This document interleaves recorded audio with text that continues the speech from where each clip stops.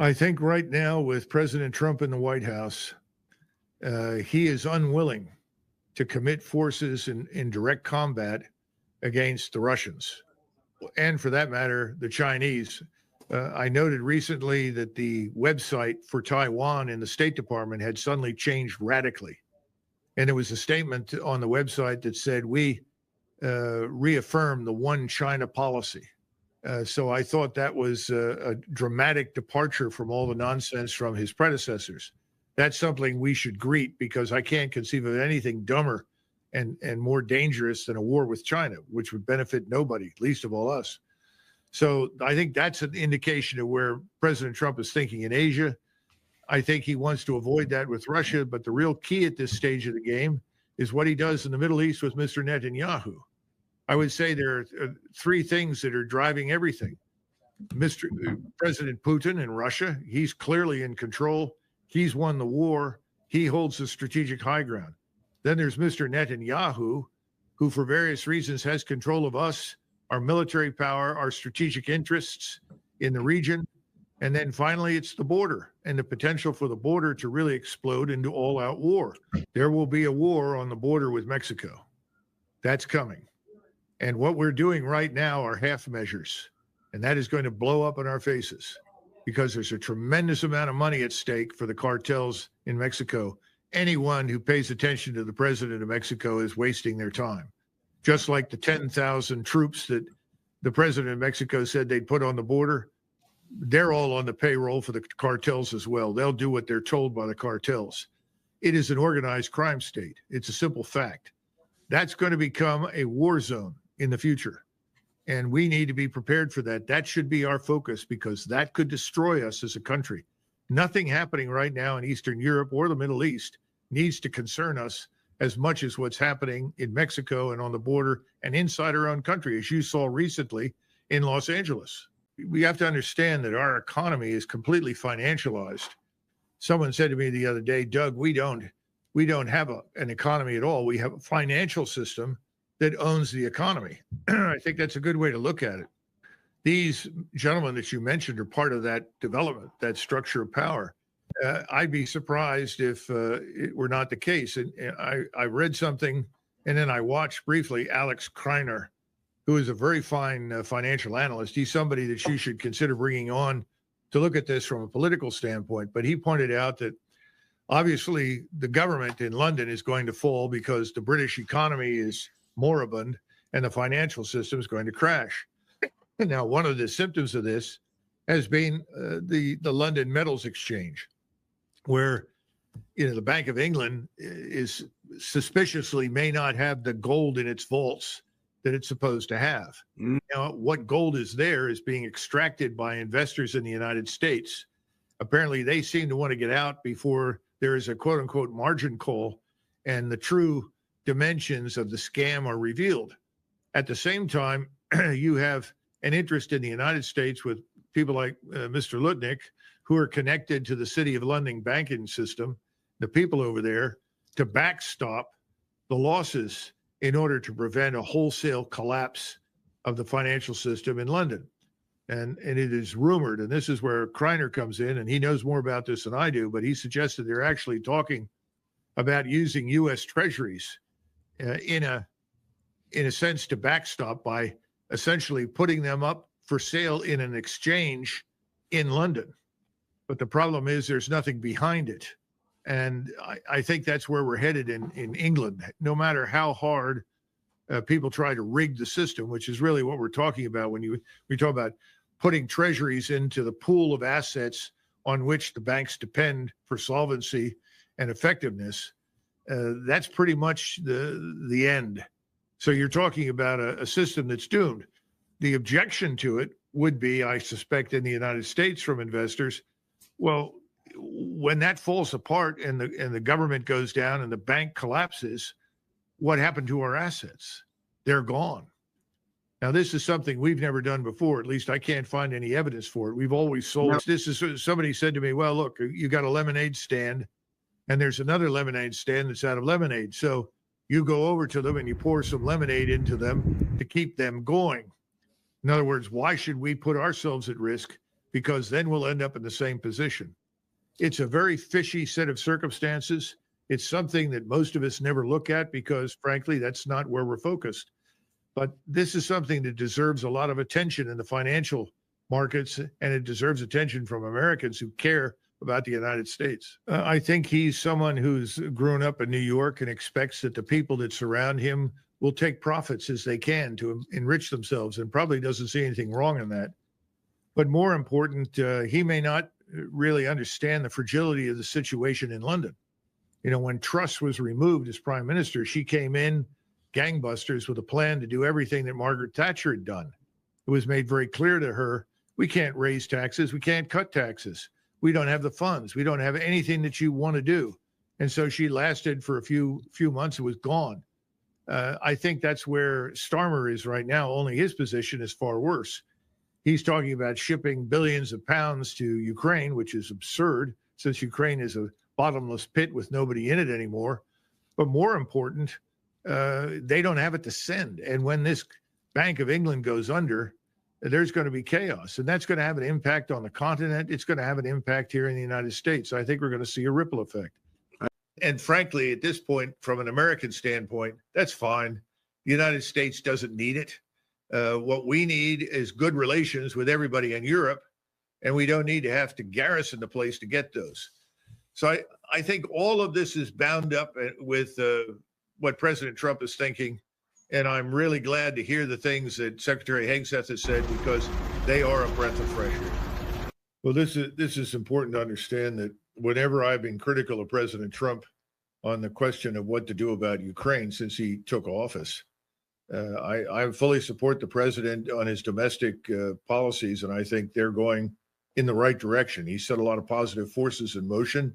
Strongly support those. My concern has always been not to be distracted by events overseas, that if he is, he could lose control here at home, because there are far more serious crises that are closer to us, and that's where he should focus. Now, having said that, I think we have to understand a couple of things. He came in and he adopted this false narrative that had been spun up over the previous years in London and Langley, and then repeated ad nauseum by the media, that we're all willing servants of this war. He's got to sweep that aside. He's got to get back to basics and go back to something that he did indicate a long time ago. This is not his. He did not start this. He did not want this. He said repeatedly it wouldn't have happened had he been there, fine. But now he needs to make it very clear this is not his, and he wants to end it. Now, he doesn't have to get a quote-unquote win over the Russians. Believe me, if he ends this, he gets a win at home, here, with the American people. They don't want anything to do with this war with Russia, and certainly don't want the risk of any kind of nuclear conflagration. Absolutely not. So that's his win. The Europeans win because they're ultimately going to replace these terrible governments, these globalists that have sacrificed over 1 million Ukrainian lives and hundreds of thousands of Russians to nothing for no purpose when it was completely unnecessary. They need to go away, and they need to be expelled and removed. Now, as far as whether or not NATO survives, I don't think it will. I think NATO is increasingly an empty facade, and it may be one of these things, well, it ended with a whimper, not a bang. It may just quietly sink into the abyss and vanish. It's not meaningful. And President Trump made it very clear to me and anybody else who cared to listen to him years ago that he thought the Europeans should be their own first responders. In other words, this reliance on U.S. forces to go thousands of miles from the continental United States into Europe to marshal air and naval power on a moment's notice to defend Europe was ridiculous. It didn't make any sense. It didn't make any sense from the threat standpoint, because Russia doesn't present that kind of threat, nor is Russia interested in it. And he's tried repeatedly to persuade the Europeans they must be responsible for their own defense. I think what probably President Trump would like, and I'm sure Secretary Hegseth would probably be receptive to this, is that fine, if this NATO thing survives, that's great, but you've got to take the lead. And remember, all the times you and I have spoken, the op-eds I wrote saying over and over and over again, a European four-star should replace the American four-star. we've got to get out of the business of taking responsibility for the command and defense of the European theater. That's not our problem. And I think at the end of the day, I think that's really what Secretary Hegseth is saying. Let's get out of this. We'll backstop you. We will stand by you, in the event of a serious conflagration. We'll back you up. But you've got to take the lead and defend yourselves. I think that's very clear. I think that's what President Trump wants, and he should want it, and the Congress should want it. But we all know Congress will fight it because you're disrupting a money flow that's become very, very useful for a lot of people, only not the American people. I think we're living in a different age now. I don't see any interest in Germany, among any Germans, in invading France, or the French are not interested in fighting with the Italians or the Spaniards. I mean, this stuff's over with. Eastern Europe, there's some unfinished business, let's be frank. And that's going to come to the fore. Hungary lost a great deal in World War I and even more after the Second World War. That's unfinished business. There's unfinished business for them in Ukraine. There's unfinished business with Poland in Ukraine. But these things are not our affair. And these things will have to be sorted out regionally. I think the world collectively, ever since the 1970s, has been moving towards greater regionalization, Dan.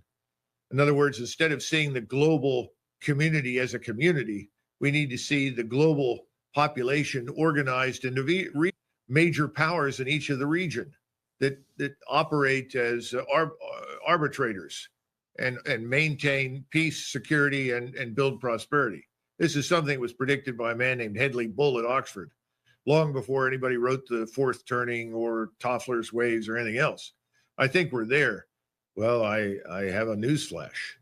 There have been disputes and conflicts all over the world for thousands of years, long before we existed. There will be more conflicts and disputes after we're dead. In other words, once we leave, will there be a potential for disputes and conflicts? Yes. But the Europeans, certainly before the First World War, demonstrated pretty conclusively after the Napoleonic Wars that they could handle those things. I think Europe will devolve to some extent into new regions, because the problem in NATO was always the same. The view of things from Berlin did not match the view from Madrid. And the view from Paris had nothing to do with the view from Stockholm or Athens. And that's more true now than ever. So I think you're going to see new security arrangements emerge, which is fine. They should, because they have a greater chance of succeeding than anything we impose. And right now, NATO is a legacy of our imposition, let's be frank. Eisenhower pointed out when he was president, a group of Army generals came in to but make presentations to the president about their need for more transportation to move more forces to Europe. And they said they had to have 29 divisions in Europe to stop the Soviets. And he said, how many divisions have you got that you could conceivably send? Well, we only have 15 divisions. He said, well, then find out what the shipping requirements are and the aviation requirements are to move 15 divisions. You're not getting anything more than that. Well, that took the wind out of their sails. But then he privately pointed out, look, we're never going to get across the Atlantic and the Pacific again the way we did during World War II. It can't be done, or World War I. The submarines, the long-range precision strike, the growing overhead constellation of ISR, he said this is going to be impossible. So if we put something over there, it stands an excellent chance of ending up at Dunkirk, a giant Dunkirk. And even then, we may never get the troops out. The notion that you're going to force the Russians into anything at this point, particularly in Ukraine, is absurd. That would be similar to saying, we're going to force the Americans to come to terms with the Mexicans, and you're sitting in Beijing. It's absurd. It's not going to happen. It's ridiculous. We need to stop talking about that. But this is part of the national narcissism, which is almost terminal inside the Beltway. People can't step away from the possibility that our power is not limitless. The other thing is, given the way things are going in the Middle East, you could be in a major regional war in 30 days, and the price for a barrel of oil could go to $90 or $100 a barrel overnight. So I think this is all nonsense about energy. We're not going to threaten the Russians in any way, shape, or form in a way that makes any sense. Look, what have we done for years? I mean, this hostility to Russia, what good has it done? It's been self-defeating. If there's a lesson to be learned from this disastrous Biden administration, is it's all self-defeating. So let's drop all this silly language and nonsense about how great we are and how we can force this or that. It's all trash. Get rid of it. Dump it. So the whole idea, this old paradigm, is dead. We can't repeat any of that. So the answer is no. The Europeans must take the lead. They must take responsibility for their own security. Defense of the Western Hemisphere is critical now. Our country's in a lot of trouble. Our open borders have created chaos here inside the United States. And that's what's most important of all. There's going to be very little that we can do beyond our borders. We're in a position very similar to the British Empire at the turn of the century. The British Empire had a marvelous navy.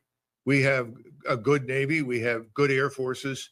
There are places we can go if we need to temporarily, but we cannot become a permanent presence anywhere because we are ultimately a maritime and aerospace country. We're not a land power anywhere but in the continental United States, which is why I keep arguing you got to get the Army back here, and you got to get the Army back in the business of national defense, which is defense of our borders, defense of the United States.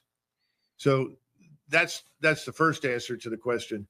The second part of it is, yes, in small numbers, depending upon the situation, we can lend support or assistance to someone. But even then, it's very risky. You know, the British tried to rescue the Greeks who came under attack by the Italians and the Germans. And the great British Navy did all that it could, but it was no match for the German Air Force and the German Army. And it would play out very similarly with the Russians. So I'm afraid we've got to be very careful about promises we make that we can never keep. So we ought to back away, encourage people to do what is in their interest, and consider carefully the limitations of our abilities to support anybody else beyond the Western Hemisphere. First of all, we're going to reinvigorate the energy industry. We're going to drill, baby, drill. Well, first of all, we're a long way behind where we were a few years ago. We are not extracting nearly as much as we did. The shale extraction is not developing dramatically at this point. We haven't built new rigs. We haven't built any new refineries. I mean, I could go down the list. The oil industry has had no incentive to invest in anything new because every time they turned around, Washington hit them over the head with all this environmental business. And of course, that's hurt us as a country, hurt us as a nation. So you're not going to get anywhere very quickly just because you say, I want to drill for oil and I want more oil and I want more gasoline. Forget it. It doesn't work that way. It's not a switch, that you switch on. That's the first part. And I think the second part is very obvious what you said. If you were to destroy that price, it would hurt us here very, very badly. This is not going to work. This is a dumb idea. This once again assumes that we're the center of the universe and that we can drive prices everywhere. We can't. Our market is not the only market anymore. We've been through this how many times? The Chinese, last year we had $1 trillion trade deficit. Last year they had $1 trillion trade surplus. They have more manufacturing capability and power than the United States and Europe combined. It is China that right now and for the foreseeable future is going to be the economic engine driving everything on this planet. That doesn't mean we're bad or weak or falling behind. For most of the last 2,000 years, China was the largest driving market in the world. It's not a new phenomenon. China simply regained what it had 100, 200, 300 years ago. So we got to stop talking in these foolish terms because the only people that are impressed with that are the few Americans at home that don't know anything, that are out of touch with reality and like hearing wonderful things about themselves. The rest of the world just looks at us like, how stupid can you be? And they're right. We're being very stupid right now. So I think we're getting closer and closer and closer to the point where the Russians will talk to us because we're effectively repeating back to them what they've been saying for months. And they were always ignored by Biden. Now, as far as Minsk goes, remember that Minsk, as we now know, And Macron has said this as well, not just Mrs. Merkel, who was in the chancellorship at the time in Germany, was designed to buy time for this Ukrainian reactionary criminal state to build up an army and a force with which it could attack Russia. Now, that's what we mean when we don't want another Minsk round, because it was meaningless. There was no intention on the part of the West to ever implement anything. And the sad part is that ultimately between 2014 and the outbreak or the beginning of this intervention by the Russians in 2022, more than 14,000 Russians in Donetsk and Luhansk were killed by the incessant attacks by the Ukrainians. So I think, that's what we need to understand about Minsk. Minsk was a fraud, and it was perpetrated to confuse and mislead and beguile the Russians. So when he says no more Minsk, I think he's sending a signal, as is Donald Trump, we're not going to go down that road. I hope so, because one of the things that we've got to be certain of is that we tell the truth. You can lie in a domestic context, as most politicians do, about a lot of things. In international relations between great powers, you have to be absolutely truthful. Let's keep in mind that everything that Secretary Hegseth has said has been said by the Russians for months. He's simply repeating back to the Russians what they've said. So that's fine. I happen to have agreed with that from the very beginning. When it comes to security guarantees, depends on how you interpret that. This is back to the idea of a larger security architecture, which is designed to prevent any further outbreak in the future.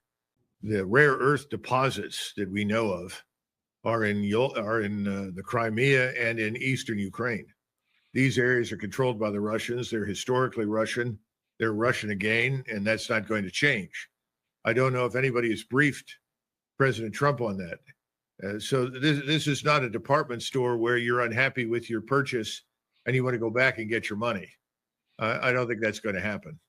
And I don't see how we extract any price from anybody for the stupidity of what the Biden administration has undertaken.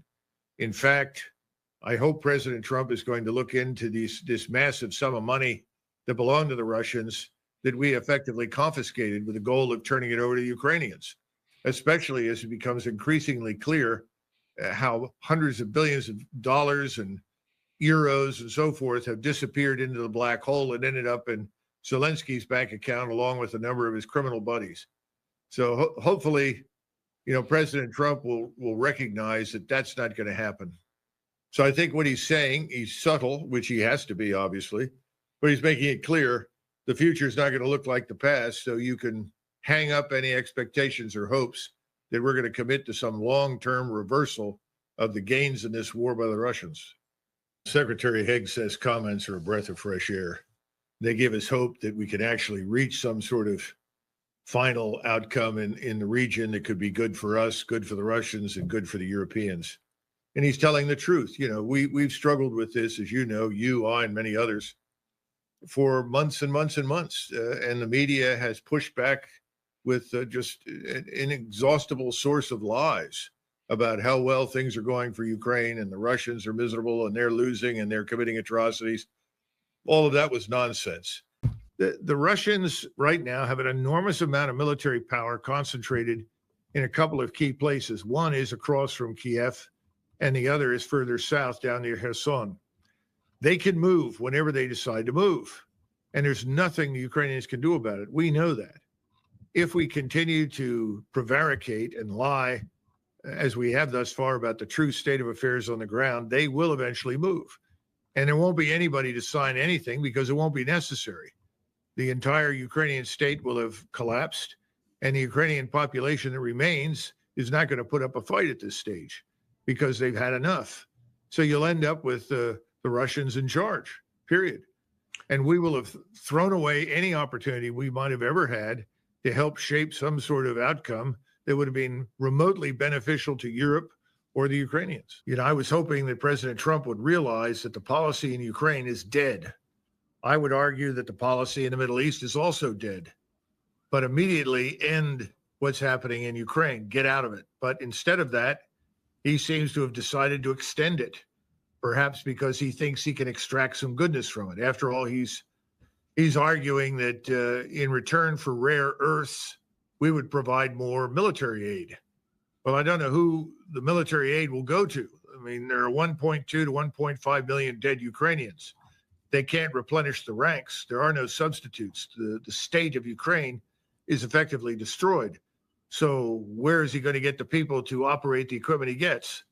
I think it's ridiculous. But apparently that's President Trump's idea that if he could extract rare earths from them, that would be a benefit. The problem is the rare earths are all in the areas that are populated with Russians, and the Russians currently control them. So you're not going to get any rare earths out of that.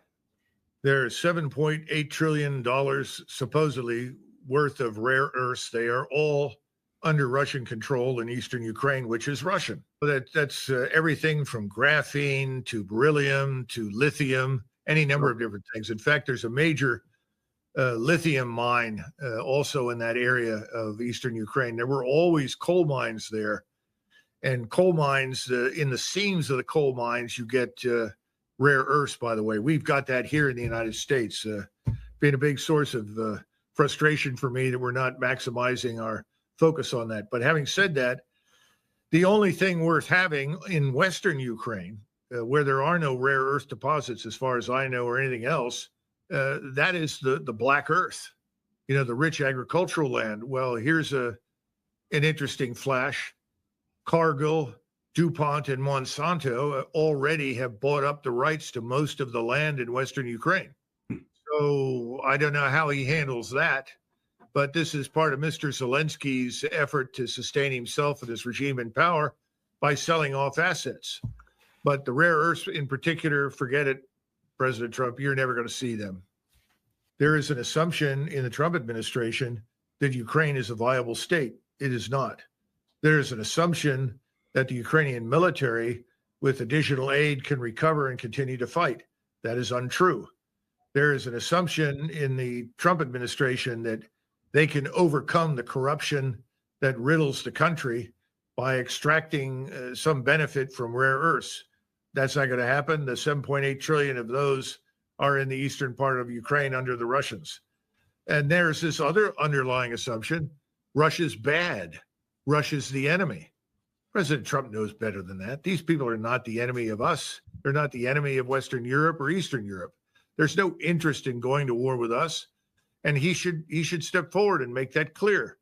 But for some reason, he's decided to stay on point. That's why I said the clinging to this carcass of dead policy is a serious mistake.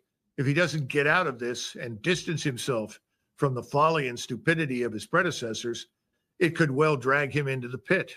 What the Russians want to do is put together a regional design that would provide for the security not only of Russia, which they are obviously interested in, but also Europe and us. And I think it's a grave error to misinterpret and misunderstand what the Russians want. This is a once in a, I don't want to say a century opportunity, but certainly an opportunity that should not be missed for President Trump to sit down and with his advisors and design a new way forward for security in Europe that does not involve any future conflict, that will reduce the tensions, change the way we do business. It's so vital at this stage because the Russians are not interested in attacking anybody in the West. And they don't like the idea, obviously, of British troops or any NATO troops inside Ukraine policing the DMZ. Even though they admit that, yes, we think Ukraine has to be neutral, what's the point of neutrality if you're going to set the situation up like that? So the Austrian model, which is really the model I think that the Russians would accept, is not really on the table. And I don't think the president understands he has no leverage over the Russians. None. This looks like the same plan that he and Mr. Fleitz put together. I don't think it's going to go anywhere because it involves the things which Lavrov and Putin have said are unacceptable to them. And I don't see any evidence that the Russians are going to change their position. They are not going to accept some sort of line based on a frozen conflict. They're not interested in a Korean-style solution that leaves a demilitarized zone between East and West Ukraine. I think General Kellogg, like most people in Washington, are permanently frozen in the Cold War. They see everything through a lens that is distorted. They don't understand how the world has changed. They don't understand our limitations and our capabilities any longer. They're living in a world that passed over the last 30 plus years. They think this is 1991. It's not. Well, I think it's useful to point out that as far as we can tell, he receives, this is the president of Ukraine in the form of Zelensky, $11 million a month. That's his salary. So we can certainly point to waste, fraud, and abuse there. That's what the Russian and actually the Ukrainian press, it's out there, $11 million a month. And then on top of that, we could point to his real estate holdings. They're worth tens of millions, and we don't even know with certainty which banks hold enormous quantities of cash. So I would say that he is probably the chief thief in Ukraine. Now, he would probably argue that he's not, that he's had to pay off oligarchs who backed him. That may be true. But the real point is we've sent a lot of money over there. We know that a lot of it was essentially put into this laundering machine in Washington, D.C. that allows us to ship equipment and pay for it right here in Washington. But the equipment goes to Ukraine, but cash, not so much. But we've still sent enough cash in terms of hundreds of millions from time to time that he's being able to pay off his government. Everybody in the parliament is richly rewarded for their support. And of course, the officers in command of Ukrainian troops are earning vast sums of money. It is one giant scam. It makes Bernie Madoff look like a patriot in the United States compared to this man.